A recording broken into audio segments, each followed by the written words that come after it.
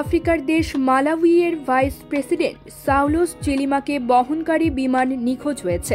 সাউলোস ছাড়াও এতে আরও 9 জন আরোহী ছিলেন। সোমবার সকালে রাজধানী লিলংওয়ে ছেড়ে যাওয়ার পর মালাবি প্রতিরক্ষা বাহিনীর বিমানটি রাডারের বাইরে চলে যায় বলে বিবৃতিতে বলা হয়েছে। বিবিসির খবরে বলা হয়, বিমানটি স্থানীয় সময় সকাল 10টার পরে দেশের উত্তরে এমজুজু আন্তর্জাতিক বিমানবন্দরে নামার কথা ছিল।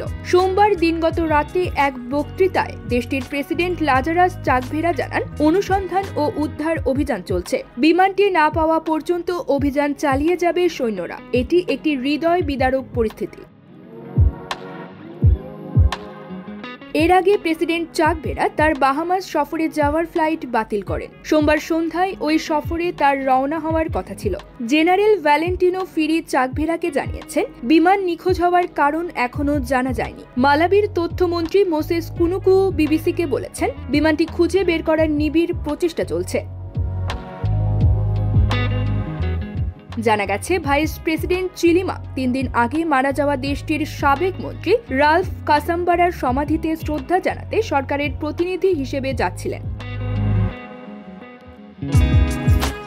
2022 সালে চিলিমা গ্রেপ্তারির মুখোমুখি হয়েছিলেন। সে সময় তার বিরুদ্ধে অভিযোগ ছিল, তিনি সরকারি চুক্তির জন্য ঘুষ গ্রহণ করেছিলেন। গত মাসে দেশটির আদালত কোনো কারণ না দেখিয়ে অভিযোগটি খারিজ করে দেয়।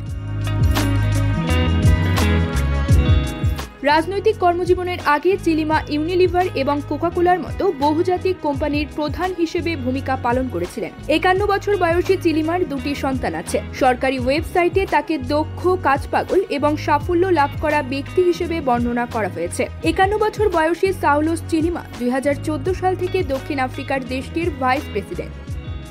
News desk, UKBD time.